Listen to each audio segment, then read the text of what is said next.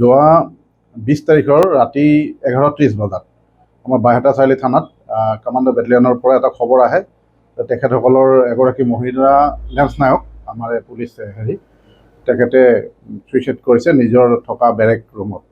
তো খবৰটো পাই আমাৰ তৎকালে আমাৰ পুলিচ টীম ঘটনাস্থলত উপস্থিত হ'ল আৰু সেইমতে খবৰ দি আমাৰ যিখিনি প্ৰয়োজনীয় ঘটনাটোৰ সত্যতা দেখা গ'ল। দেখি আমাৰ কাহিলীপাৰা FSL টীম মাতা হ'ল, তেওঁলোকেও ৰাতিয়ে আহিলে। আমাৰ ক্ৰাইম চিন অফিচাৰ বা মেডিকেল হেল্থ অফিচাৰ যিখিনি আমাৰ প্ৰয়োজনীয় বিষয় গোটেই তাত আমি হাজিৰ হৈ যিখিনি কৰণীয় কাম আমাৰ কৰা হ'ল আৰু নেক্সট ডে ৰাতিপুৱা তেখেতৰ চোৰধাল কৰা হ'ল। চোৰধাল কৰি আমাৰ যিখিনি তদন্তৰ খাতিৰৰ কথা থাকে, ঘটনাস্থলীৰ পৰা কিছুমান সাক্ষী প্ৰমাণ গোটোৱা ইত্যাদি কথাবোৰ কৰা হৈছে আৰু 21 তাৰিখে এই আমাৰ যিগৰাকী আমাৰ মৃত আমাৰ আৰক্ষী কৰ্মী আছিল, তেওঁৰ নাম অপৰ্ণা পণ্ডিত। অপৰ্ণা পণ্ডিতৰ ঘৰৰ পৰিয়ালৰ মানুহে এখন FIR আমাৰ বাইহাটা চাৰিআলি থানাত দিলে। সেই FIRখনক আমি লগে লগে এটা কেছ ৰেজিষ্টাৰ কৰা হ'ল।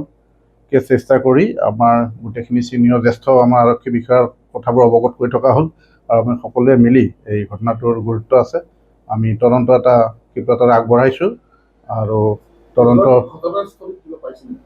ঘটনাস্থলীত আমি কিছুমান তেখেতৰ মানে ব্যৱহাৰ কৰা যিবোৰ আমাৰ প্ৰমাণ মানে ঘটনাটোৰ কিবা অলপ আৰু নিশ্চিত তথ্য পাম বুলি আমি জব্দ কৰিছোঁ আৰু সেইবোৰ আমাৰ আছে, তদন্তৰ আওতাত আছে আৰু প্ৰতিটো বস্তুৰে লগত আমি যি যি তদন্ত সম্পৰ্কীয় পৰীক্ষা নিৰীক্ষা কৰিব লাগে সেইবোৰ কৰি থকা হৈছে।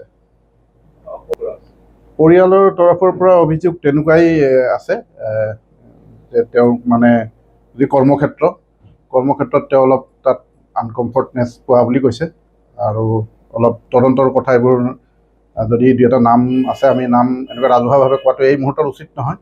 আমাৰ তদন্তটো জাষ্ট আৰম্ভ হৈছেহে, আমি আৰু অলপ আগবাঢ়িলে আমি যেতিয়া নিশ্চিত হ'ব, আমি অলপ এইটো মানে প্ৰতিষ্ঠিত হ'ব, তেতিয়া আমি আকৌ আপোনালোকক প্ৰয়োজন সাপেক্ষে জনাবলৈ ৰেডি থাকিম।